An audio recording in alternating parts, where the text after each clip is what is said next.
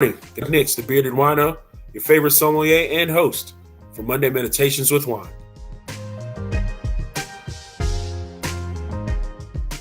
Thank y'all. This is amazing. Never experienced anything like this. Can't wait to experience it again.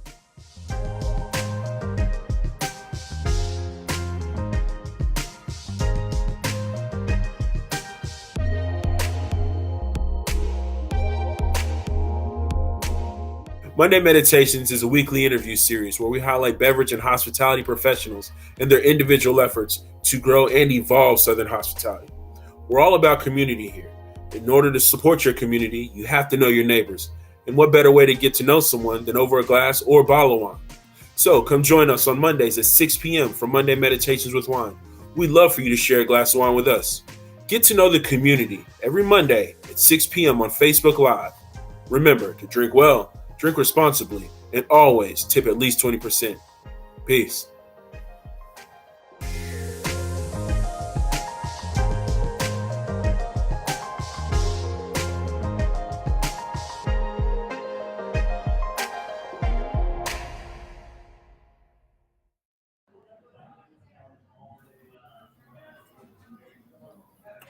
Well, hey, good morning, good afternoon, and good evening. It's Chuck next to Bearded Wineaux.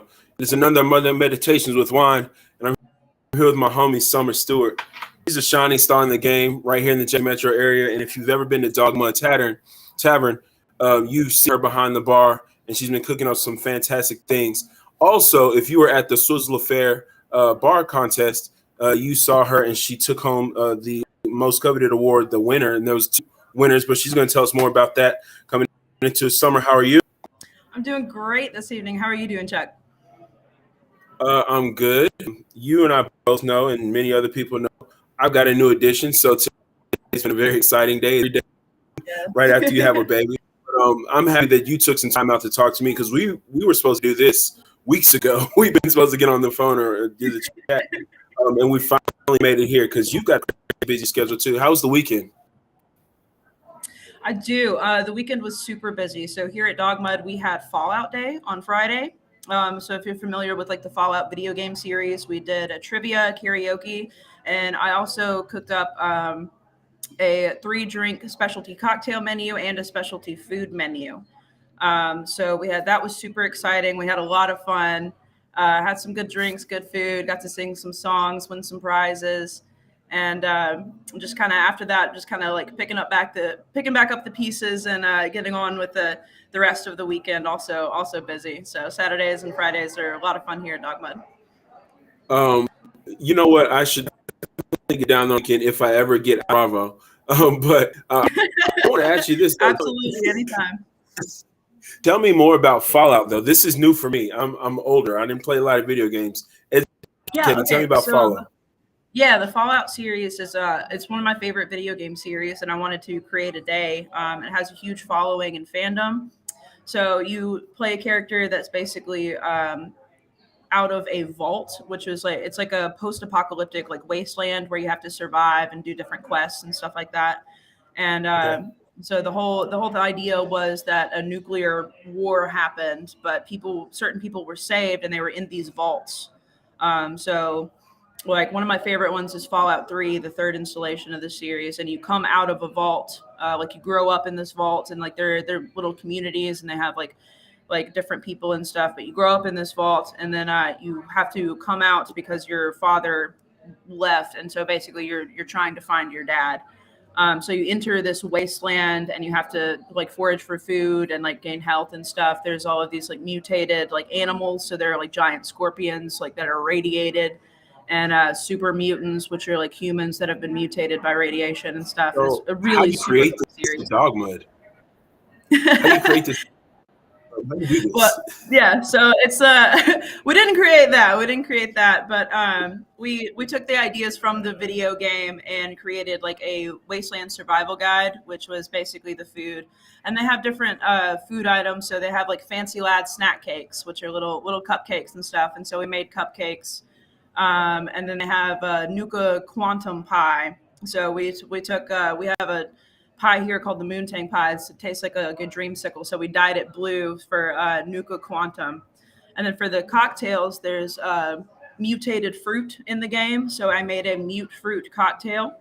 And then Nuka Quantum like a soda basically in the game, and it glows like a super bright blue color because it does have like radiation in it. So I made a super bright blue cocktail for Nuka Quantum, and then there's Death Claws, which are like these giant crazy creatures, and most of them are like a brownish red color. So I also created a cocktail that had that brownish red color to represent a Death Claw.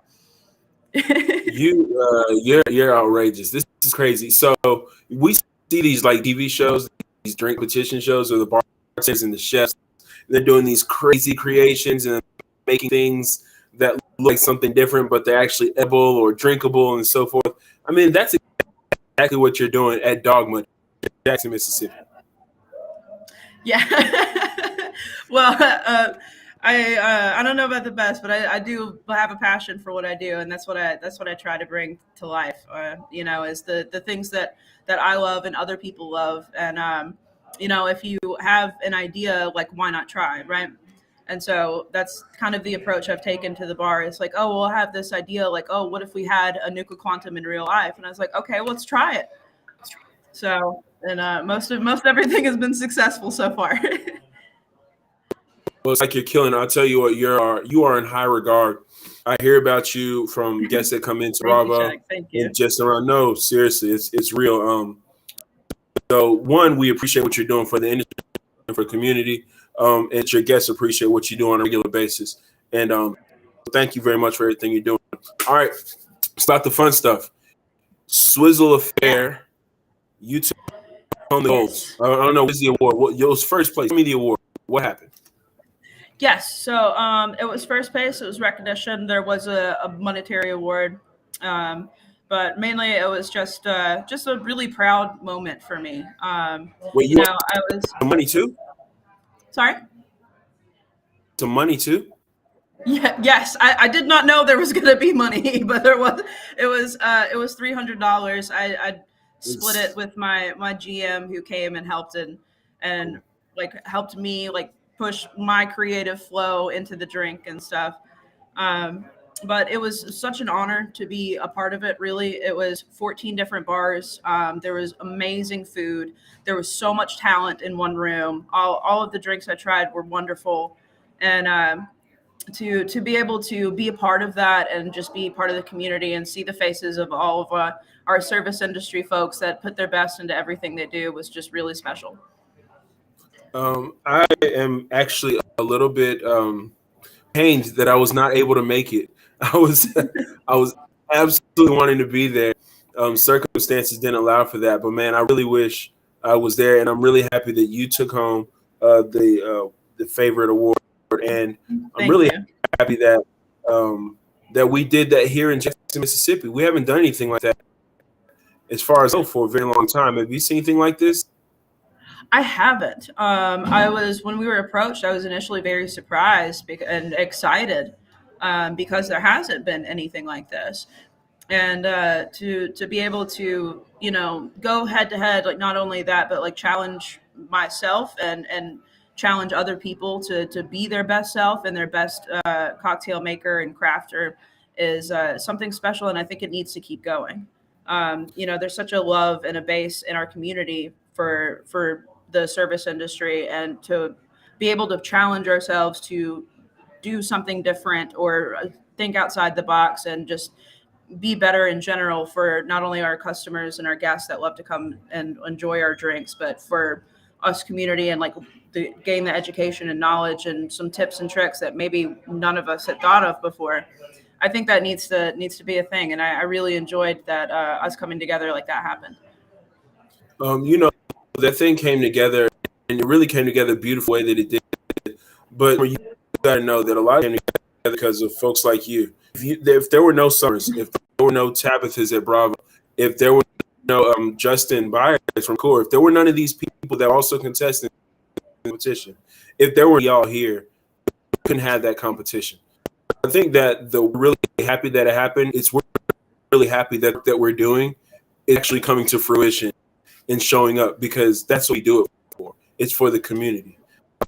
Exactly. And it's really cool to love people. you're a lover of people. I mean, it shows in your personality and everything else. I mean, isn't that part of the reason why people come see you is because of your love for them anyway? Yeah, yeah, I would say so. Like I said, being able to make a cocktail, I love to make people happy, and Hmm. that's what I do. That's my goal in everything that I do. And so, being able to make a cocktail, make a drink, um, that somebody might be having a terrible day or might be tired of life and just feeling down, but they take that first sip and they're like, oh, this is really good, and I see the smile on their face. That's what really lights up my life. So That's bartending is yeah, it's being part of a community and furthering that community, and being able to help somebody, or like just even make them think, oh, this is okay, just for even for a little bit, is something that I really enjoy. everybody's therapist. All right, speak cocktails. Tell me about the cocktail that you made that won in the competition. What'd you make? Yes, so it was called the Defender. Um, and it was Bristow Cathead Gin. It was Desert Pear simple syrup, like the prickly pear, Queen's Reward Blackberry Mead, fresh squeezed lemon juice, and then topped with soda water. And for the garnish on top, we floated a lemon wheel and put a square of honeycomb on top. It was really refreshing. It's a little bit dynamic too, because it's a drink that you can enjoy warm, like not necessarily shaken or cold. You can like Huh. build it in the glass, and so enjoy it like a sangria, or you can enjoy it cold. Um, but it's got a unique complexity of flavors. Oh, and Peychaud's bitter, excuse me. It also had a bit of Yeah. Peychaud's bitters in there, but the flavors really complement each other, I think, and it's a drink with a story, right? So I volunteered a bit and gave my time to the Pink House over in Jackson. And I really wanted to kind of remind those defenders, the Pink House defenders, the people that spent years and years giving themselves to that place and helping people at the lowest point in their lives. Wow. To just remind them that they're still heard, and we haven't forgotten that fight.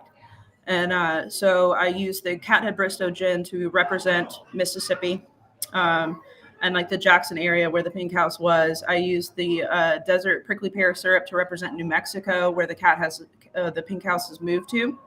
The Queen's Roared mead and um, the lemon and the bitters and the soda water kind of represent how life can be a bit bitter and turbulent and sour at times. But if you blend all of those things together, it can create something that's truly beautiful.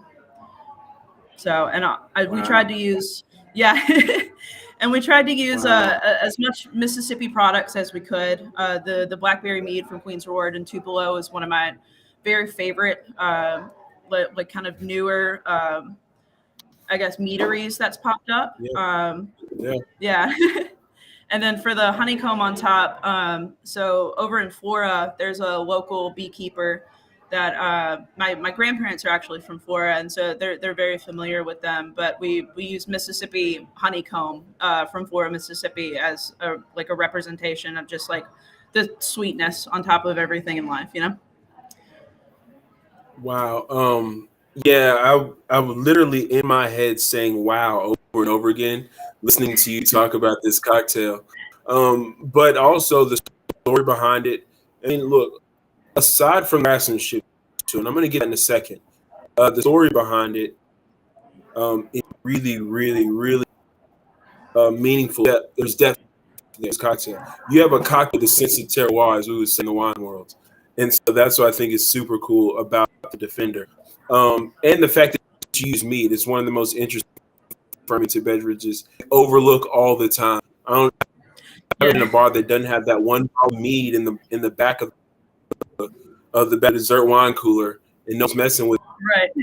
as a sweetener, as a lengthener for your cocktail, or somebody who just wants something sweet and doesn't really drink a lot. Grandma could enjoy some mead in a very small portion.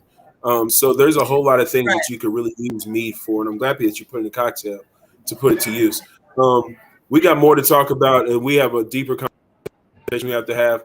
This is Conversations with Wine. I'm Chuck Nixon, bearded Wineaux, with Summer Stewart, Dog Mud Tavern. Thank y'all so much. This is pretty dope.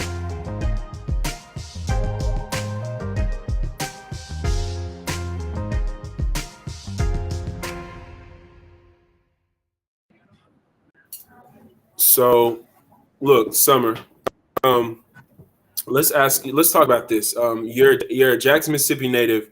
Tell me a little bit about how you got into the bartending world. It all started with a friend in college. He's wanted to be a bartender at the restaurant that he worked at, and so he was like, "Hey, come to the liquor store with me. I want to work on these cocktails. I want to see what this is all about." And so that's really how I kind of got into it. Just like a friend's suggestion of like, "Hey, you want to try this out with me?" And as we were making cocktails and trying different drinks and kind of gaining that like base knowledge, um, I kind of fell in love with it. I realized how creative the craft can truly be, how much a sense of community can come from it, and being able to create something that you can consume and enjoy, and it's just a really a joy and something I became passionate about. And I started at my first actual bartending job was at Soulshine Pizza in Flowwood. Shout out to Soulshine. But once I got there, I had these regulars that were there every single day, always at the same time. I knew exactly what they wanted to drink. They'd ask me about my life. They got to know me as a person, and then that gave me a sense of, oh, this is truly a community. This is a pillar. This is a meeting ground where people can swap opinions and ideas and talk and like just be a part of each other's lives, even if it's just for a quick beer here and there, or a full-on conversation. And that's when I really truly fell in love with bartending, and being able to marry not only the creativity of the craft and knowing the knowledge of the spirits and mixing and trying different things, but also like being, again, a lover of people, being able to be with people and make them happy. Those two things together just are what I'm most passionate about.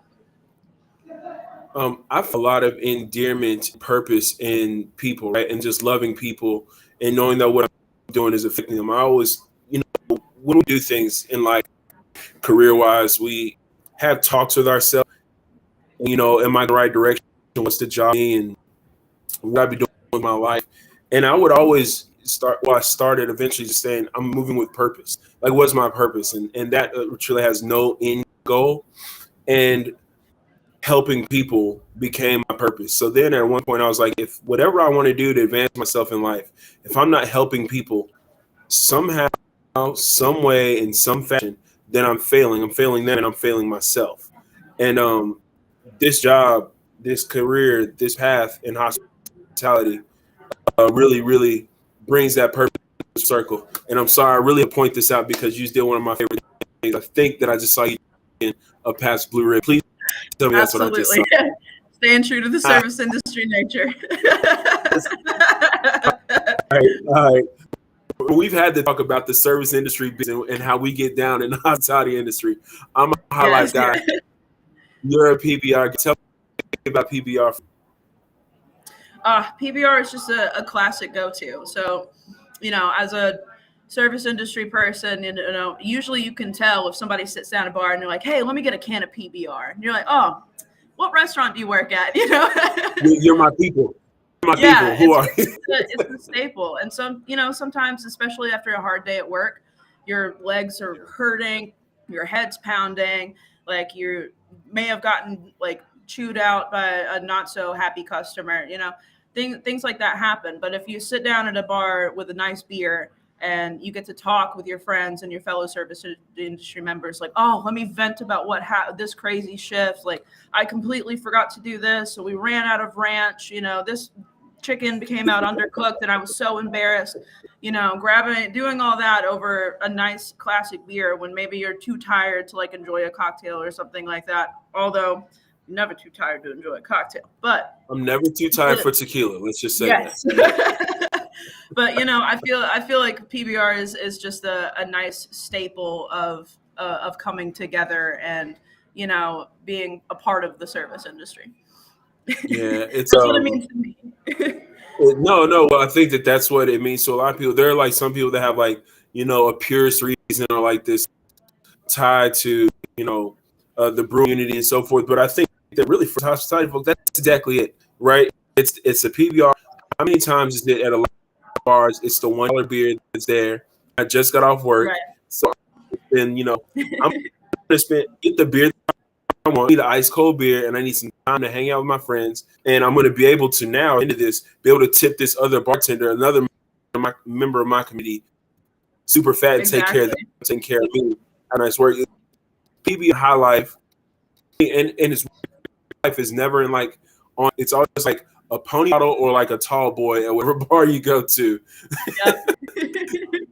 I do love a So I mean, nice highlight sets post. yeah. So love it that you had that PBR. So just so you know, be clear. You see PBR High Life in that, and they're cheap. They probably take care of you on a regular basis. Thank you very much, public service. Yep. All right, so let's talk a little bit about this. You're in this industry, you know it well. There are trends that happen in this industry, right? Like you remember like getting crazed and then like people all about whiskey and so forth. Do you see any like trends coming down the way? I mean, I feel like there's a cocktail craze coming. There's new shows come out like that are like cocktail competition shows. I'm seeing we're going to appreciating the art of making a cocktail. What are you seeing in the industry these days? I'd have to agree with you. I definitely think there's going to be a craft cocktail resurgence because one of the trends that I've seen, not necessarily in like the drinks themselves, but trends in people are branching out of comfort zones.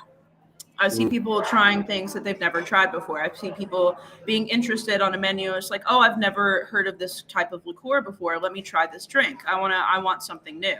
And so I think it's going to be a kind of a breath of fresh air for consumers to step out of those comfort zones. And, it's much less like sitting down and let me get a Jack and Coke. It's more of, hey, what kind of drinks do you have on your menu?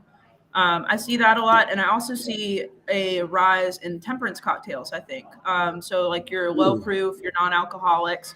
There's a lot more being included in that, and the inclusivity is something I'm very proud of, and like to see that happen for those who don't necessarily want to, step overboard and have alcohol, but they also want to enjoy the craft cocktail. I really enjoy that trend being put forward.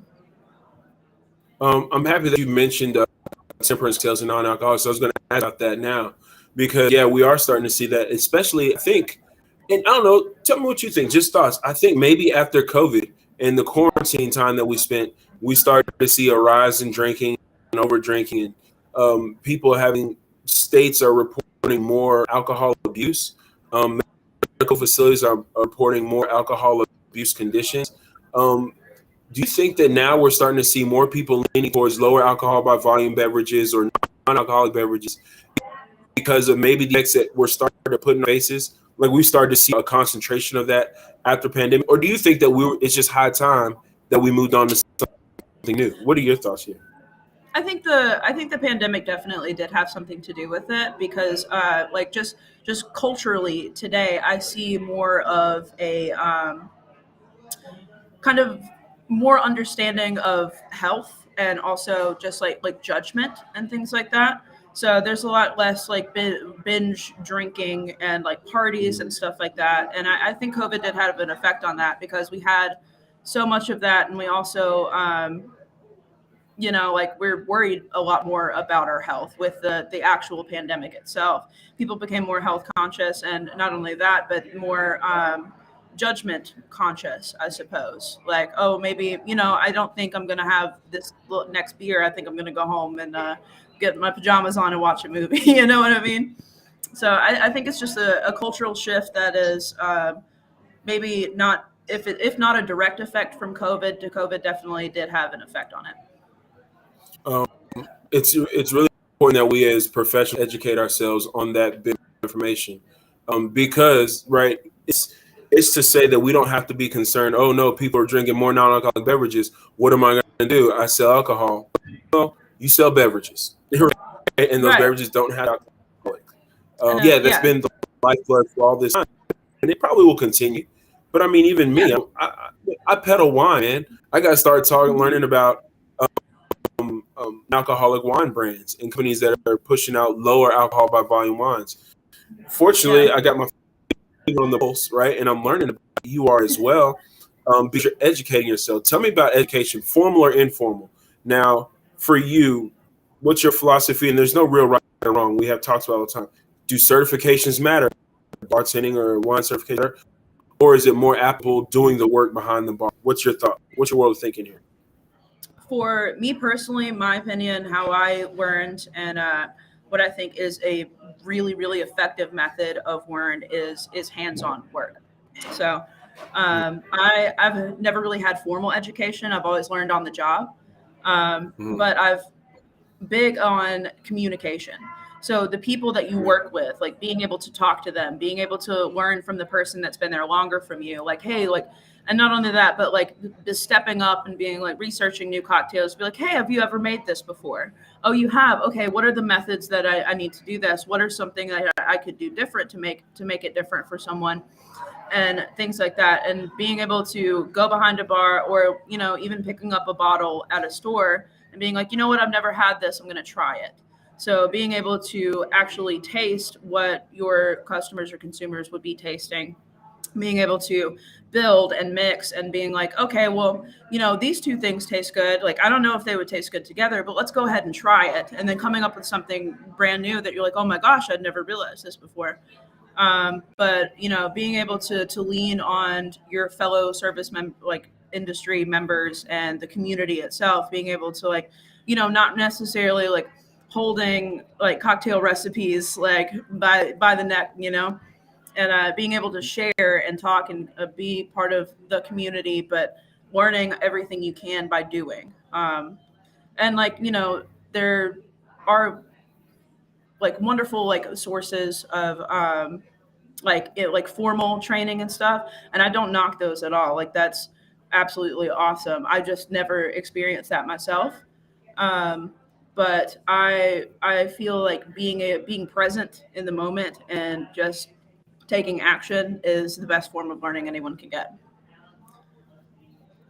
But I asked that question a lot. I mean, I never really expected to have somebody, bash the other.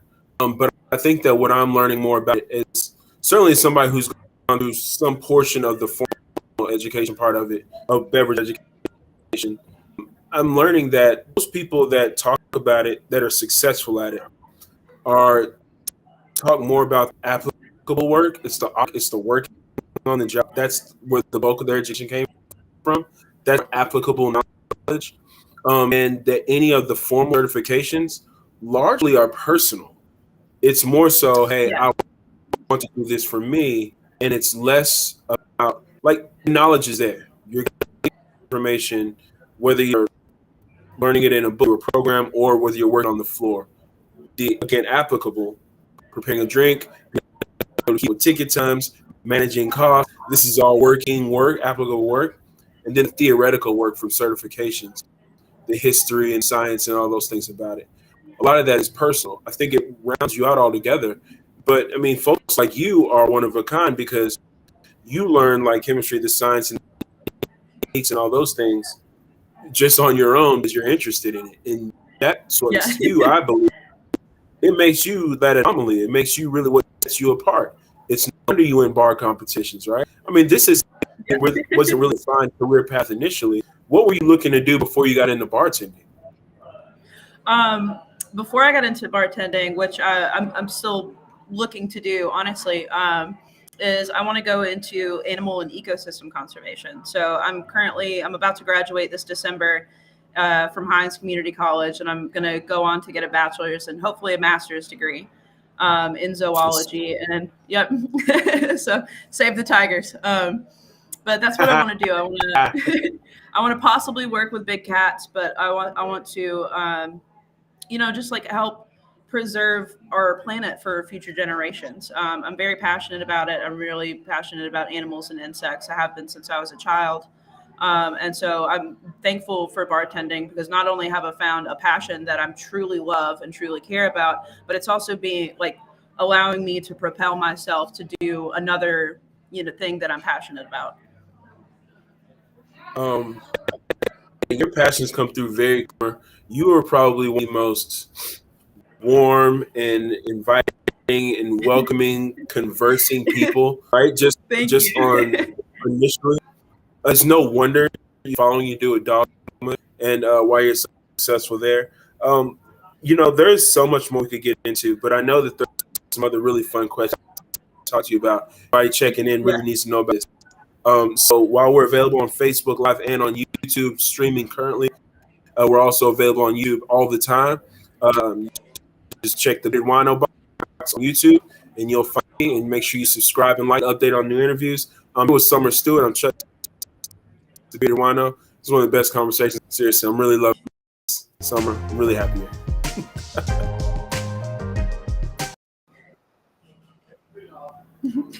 I'm having fun for sure. All right, dig into it. I asked everybody these questions, but before I go into this, what does summer have in the future? We just talked about going to zoology. You got some other big plans. What's happening at Dogma? Any good events happening? Future things? Yes. So we do have a lot of events coming up. We're having a Game of Thrones fandom day in December. We're planning a tiki night for January. We try to have a fun event at least once a month. So there, if you want to follow us on Facebook, Instagram, Dogma Tavern, we have dogmatavern.com. So we announce all of our events there too. And we of course have like regular events. We have like trivia night every Thursday. We play Jackbox games on the TV every Tuesday night. So, but it's gonna be a lot of fun. I'm especially excited about the Tiki night in January. I'm letting one of my other bartenders actually take the hold on that, and I'm super excited for everything he's been coming up with. I won't spoil it for anybody, but you'll have to be here to find out. But Look, I love a good tiki cocktail. I'm excited about that same thing. yes, So I it's need to gonna know be wonderful. details. Hey, let me ask you this. So Dogma, it's not just a trivia game. You can play other games there, yes? Yes.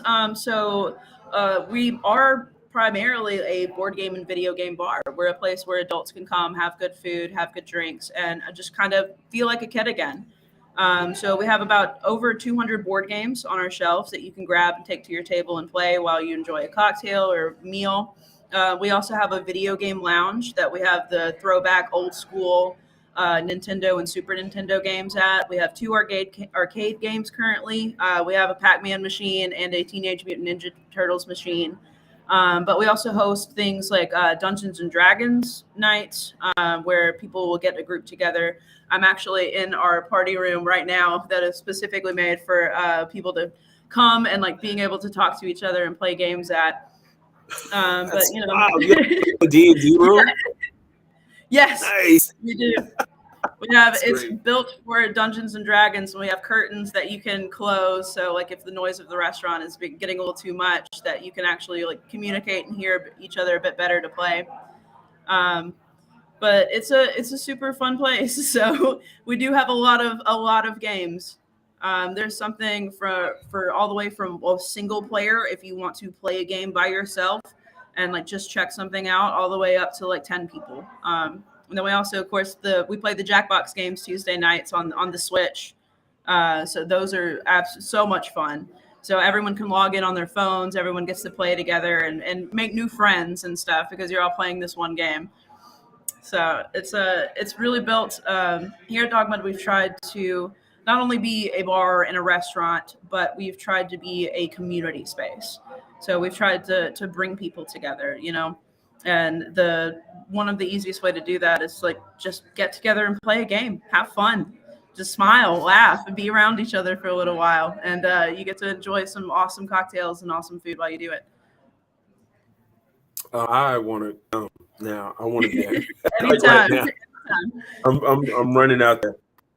All right, let me ask you this. I asked these same 5 questions. They're super fun questions. Help us to know you a little bit better.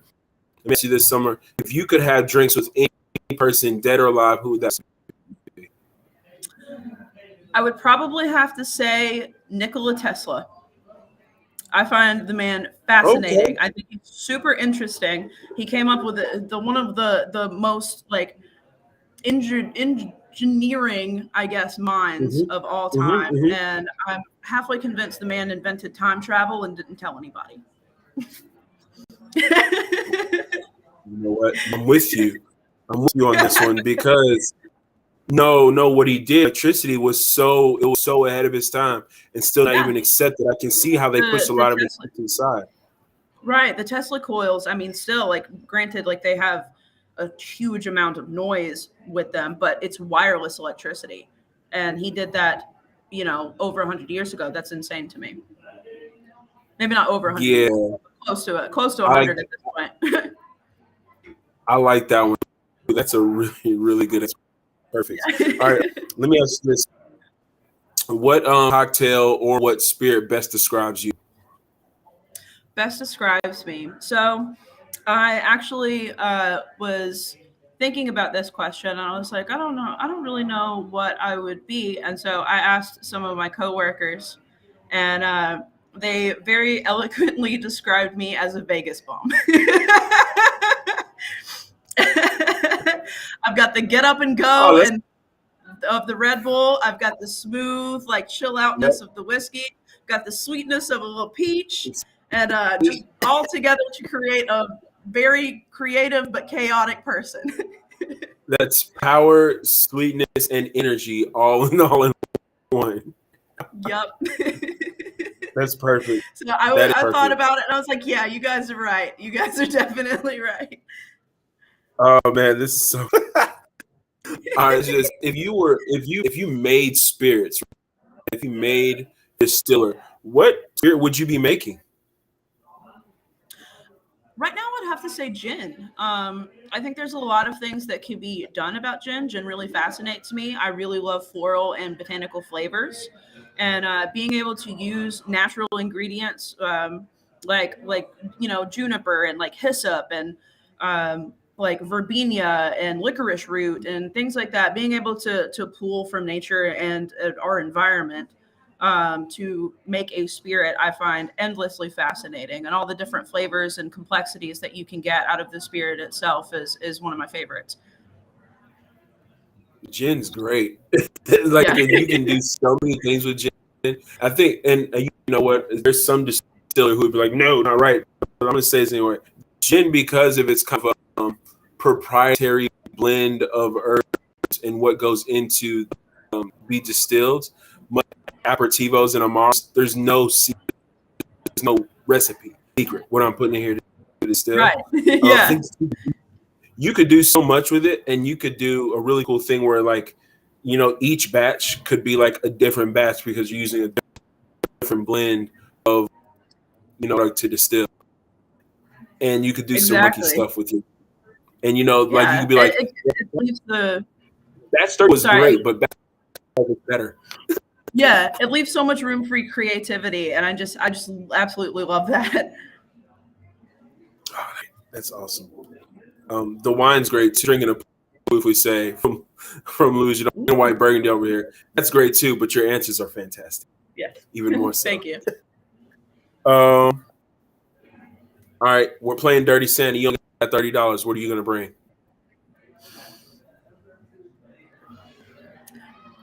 I thought about this and I thought I was gonna like, oh, what's my favorite? What could I do? If I'm being completely honest to myself, I would buy 2 bottles of Jim Beam.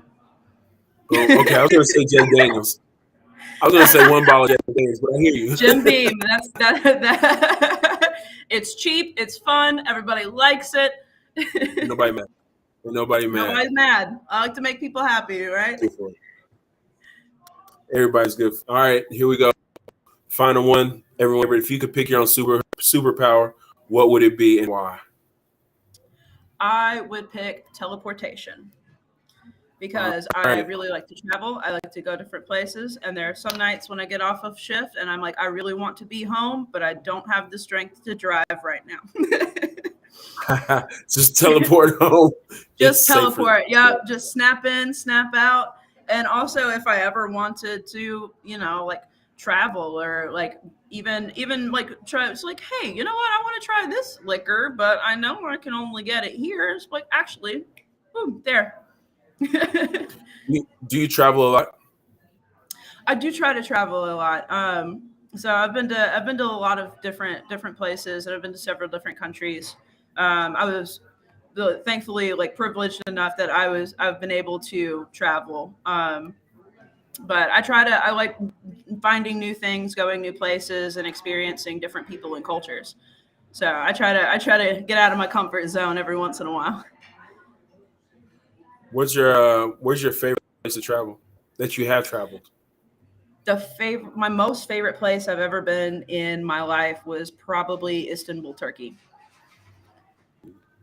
So All right. it You drink it's anything got there? yeah, we went to there's the Hagia Sophia Mosque, which is like an ancient mosque, and also the Blue Mosque, which is there. It's just absolutely breathtaking, like the architecture, the culture, and at some point, like during the Crusades, it was taken over and like turned into a cathedral, like a Christian cathedral, and so you have these blend of cultures where they've like uncovered murals and stuff that were from those crusades. The history is impeccable, absolutely incredible. The people are so awesome. They're all beautiful for one. Every single person in Turkey is just gorgeous. But they have such a laid back culture and such a love and like zest for life and like family and community. And then the food is absolutely amazing as well. And they really like, so in Turkey and Greece, in Greece they call it ouzo, in Turkey they call it raki, and it's a spirit, and it's primarily it's got like a licorice flavor to it, so it's like star Mhm. anise, which I personally enjoy. I know not a lot of people are a fan of licorice, but I like it. But they drink half and half, so they'll pour half. They'll get a like a short kind of like Collins glass or so. They'll pour half of the Rocky in, and then half water. And there's like this chemical reaction that happens when they add the water to it, and it turns white, and they call it lion's milk. And I thought that was the coolest thing ever. Yep. Actually, I have a bottle We of it got sitting on my fridge back home. I was gonna say I gotta have a bottle of a rock around too. I love that stuff. I Hmm. was just at it on what's the show? The Blacklist.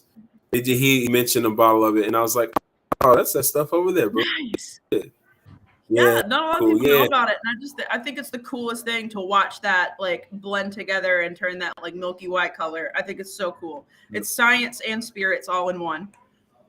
Turkey's great. Turkey also has some really good wine, and if you're looking for some good Turkish wine, get to Highland Village, get to Bravo Academy, I say, and a great white for you to Do drink. you? You want a really awesome Oh, I'm cocktail? excited. You need to go by.